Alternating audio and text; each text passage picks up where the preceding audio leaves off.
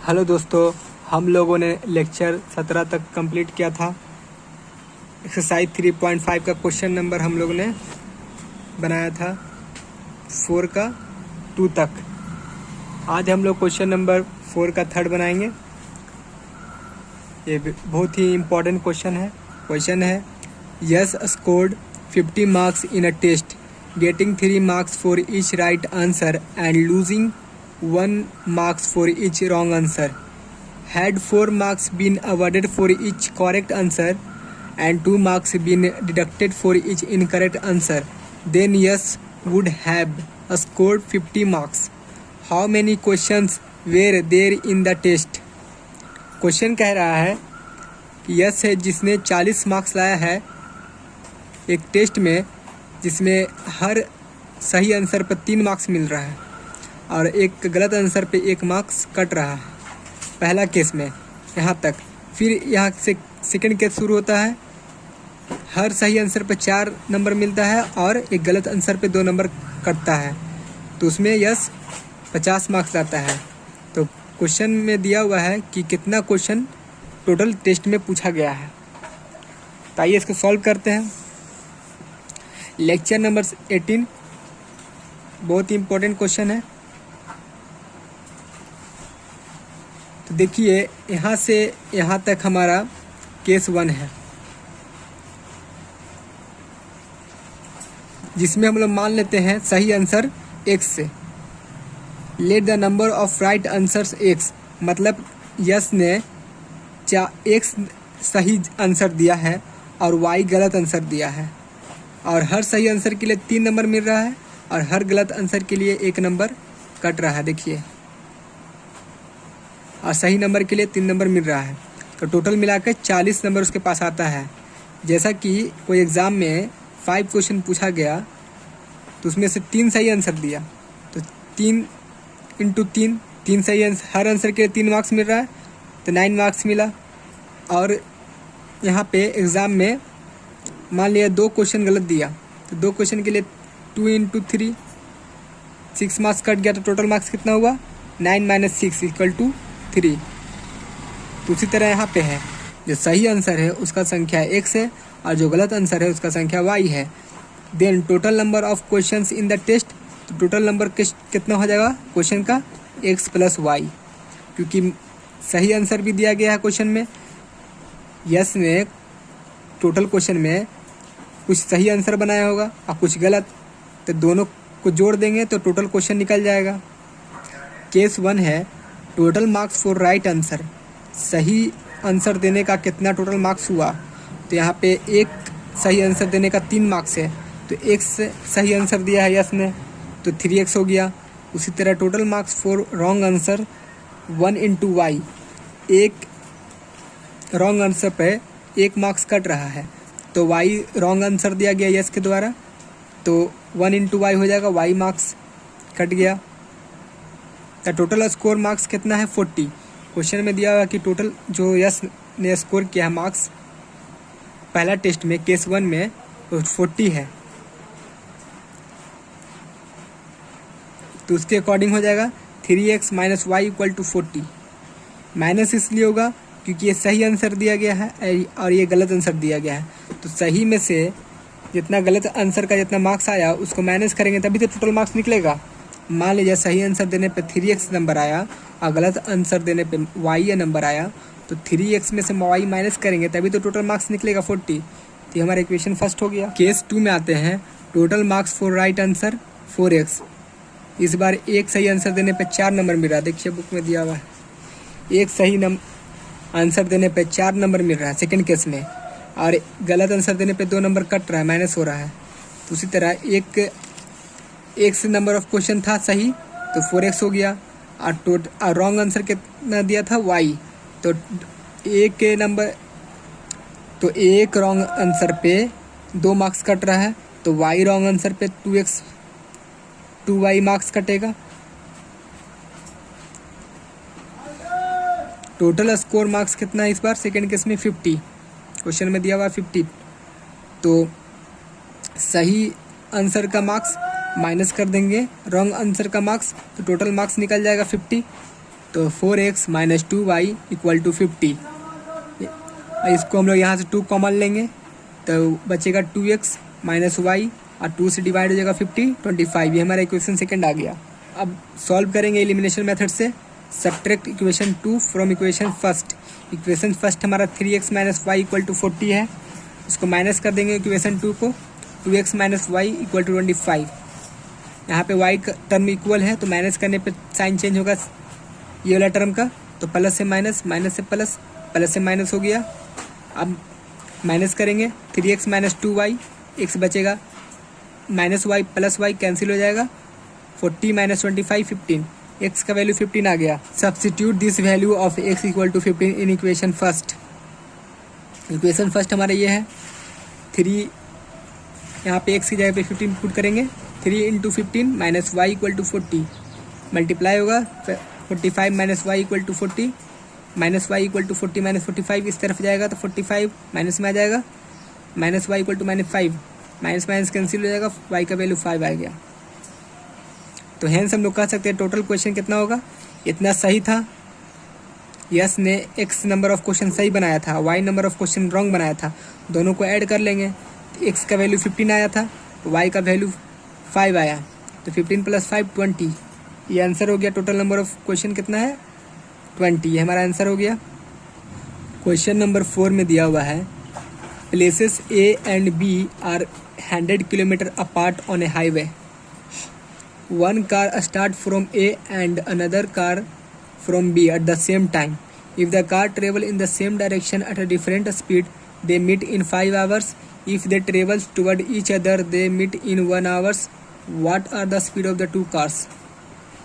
Question में है कि ये 2 पॉइंट है A और B, 100 किलोमीटर दोनों का बीच में दूरी है। तो एक कार है, एक पॉइंट A से स्टार्ट किया, दूसरा कार पॉइंट B से, सेम टाइम पे दोनों ने स्टार्ट किया और दोनों कार सेम डायरेक्शन में ट्रेवल कर रहे हैं डिफरेंट स्पीड से, और दोनों कार एक पॉइंट पे मिलते हैं 5 घंटा के बाद। सेकेंड केस में दोनों कार टुवर्ड्स ईच अदर, दोनों अपोजिट डायरेक्शन में ट्रेवल कर रहे हैं, एक इस तरफ तो एक दूसरे इस तरफ, टुवर्ड्स ईच अदर, तो दोनों 1 घंटे के बाद मिलते हैं आप सेम पॉइंट पे। तो बताइए कि स्पीड ऑफ द कार क्या होगा, दोनों का स्पीड कार का फाइंड करना, दो कार का स्पीड। तो सॉल्व करते हैं इसको। जैसे कि एक पॉइंट दिया हुआ है A, दूसरा पॉइंट है B यहाँ पे। तो पहले हम लोग मान लेते हैं let the speed of car from point A। पहला कार का स्पीड जो पॉइंट A पे खड़ा है उसका स्पीड मान लेते हैं x किलोमीटर पर आवर। फिर दूसरा कार का स्पीड मान लेते हैं and the speed of car from point B, जो पॉइंट B पे कार खड़ा है उसका स्पीड हम लोग मान लेते हैं y किलोमीटर पर आवर। दोनों का स्पीड अलग अलग है, डिफरेंट स्पीड दिया हुआ था क्वेश्चन में, डिफरेंट स्पीड। अब दोनों सेम टाइम पे स्टार्ट कर रहा है, तो पहला केस में दोनों कार सेम डायरेक्शन में ट्रेवल कर रहा है। अगर हम लोग मान लेते हैं कि ये डायरेक्शन ट्रेवल इस तरफ कर रहा है, A भी इस तरफ जा रहा है, B भी इस तरफ जा रहा है, तो B तो यहाँ से स्टार्ट किया है तो इतना किलोमीटर आगे निकल गया, और दोनों का बीच का दूरी 100 किलोमीटर है। और ये यहाँ से स्टार्ट करेगा तो ये भी दोनों जा करके मान ले जाए इस पॉइंट पे, यहाँ पे दोनों मिल गया कार 5 घंटा के बाद। तो distance travel by car from point A, तो A से इस पॉइंट C पे पॉइंट पे आने के दूरी कितना हो गया, x इंटू 5, क्योंकि डिस्टेंस का फॉर्मूला होता है डिस्टेंस का स्पीड इंटू टाइम। तो हो गया ये स्पीड हमारा x किलोमीटर पर आवर, और टाइम मेरा पहला केस में है 5 आवर, तो x इंटू 5 5x हो गया। फिर distance travel by car from point B, point B से इतने ये डिस्टेंस ट्रेवल किया, तो y इंटू 5 डिस्टेंस का फॉर्मूला स्पीड इंटू टाइम, तो 5y हो गया। Distance between point A and point B क्या है 100 किलोमीटर। तो पहला केस के अकॉर्डिंग क्या आएगा equation, if car travel in the same direction, same direction में कार यहाँ पर ट्रेवल कर रहा है पहला केस में, सेम डायरेक्शन में। तो देखिए 5x minus 5y equal to 100 आ जाएगा इक्वेशन। माइनस इसलिए आएगा क्योंकि ये कार यहाँ से यहाँ ट्रेवल किया कितना डिस्टेंस, तो उसमें से ये ये वाला डिस्टेंस जो ट्रेवल किया बी ने उसको माइनस करेंगे तभी तो 100 आएगा, इक्वल 100 किलोमीटर का इक्वल आएगा। कार ए ने पूरा यहाँ तक डिस्टेंस ट्रेवल किया और कार बी ने यहाँ से यहाँ डिस्टेंस ट्रेवल किया और हमको 100 किलोमीटर का इक्वल लाना है। तो कार ए का डिस्टेंस माइनस कर देंगे कार बी का जो डिस्टेंस है, तो 100 किलोमीटर के बराबर आ जाएगा, दोनों यहाँ पे आ जाएगा। तो इक्वेशन बन जाएगा एक, इसलिए माइनस कर रहे हैं। 5x minus 5y equal to 100, 5 common लेंगे, x minus y equal to 20, 5 से डिवाइड होगा 20 आएगा। इक्वेशन फर्स्ट आ गया हमारा। इक्वेशन सेकंड में है केस सेकंड में दिया हुआ है distance travel by car from point A. इस बार कार जो है दोनों टुवर्ड्स ईच अदर ट्रेवल कर रहा है, मतलब कि अपोजिट डायरेक्शन में। इस बार कार एक पॉइंट ए यहाँ पे है, बी यहाँ पे है, दोनों का बीच का दूरी 100 किलोमीटर है। ये कार इस तरफ ट्रेवल कर रहा है ए, और बी इस तरफ ट्रेवल कर रहा है। तो जाहिर सी बात है दोनों कहीं इस 100 किलोमीटर के बीच में मीट करेगा इस पॉइंट पे। तो उसके अकॉर्डिंग दोनों कार 1 घंटा के बाद इस पॉइंट पे मीट कर रहा है, ए और बी। तो 1 घंटा का इस बार टाइम है और डिस्टेंस हम लोगों ने x किलोमीटर पर आवर माना है। तो इस बार डिस्टेंस निकल जाएगा टाइम इनटू स्पीड, तो x आ गया। फिर distance travel by car from point B, time into speed, मेरा आ गया डिस्टेंस y किलोमीटर।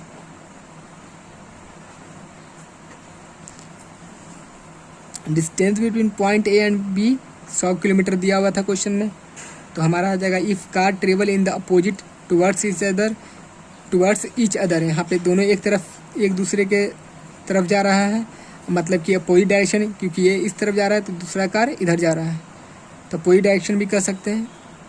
तो इस बार क्या हो जाएगा, प्लस हो जाएगा इक्वेशन, x प्लस वाई। इस बार क्या आया डिस्टेंस हमारा x, क्योंकि x किलोमीटर ये चला और y किलोमीटर ये चला, तो दोनों को जोड़ कर ही तो 100 किलोमीटर आएगा, क्योंकि बीच में कहीं पे मिल रहा है, तभी तो जोड़कर 100 किलोमीटर आएगा, क्योंकि दोनों का बीच का दूरी 100 किलोमीटर है। तो y किलोमीटर ये चल दिया और x किलोमीटर ये चल दिया और दोनों का डिस्टेंस 100 किलोमीटर था, दोनों को ऐड कर लेंगे 100 किलोमीटर आ जाएगा। तो इक्वेशन फाइंड हो गया x plus y equal to 100। यहाँ पे इक्वेशन 1 इक्वेशन 2 दोनों को ऐड कर देंगे, क्योंकि ये माइनस वाई है प्लस वाई है, कैंसिल हो जाएगा, x का वैल्यू आ जाएगा। Add equation 1 and 2, x minus y equal to 20, x plus y equal to 100, add करेंगे, ये 2x हो जाएगा, ये प्लस माइनस कैंसिल हो जाएगा, यहाँ पे ऐड करेंगे पे 120, तो x का वैल्यू आ गया हमारा 60।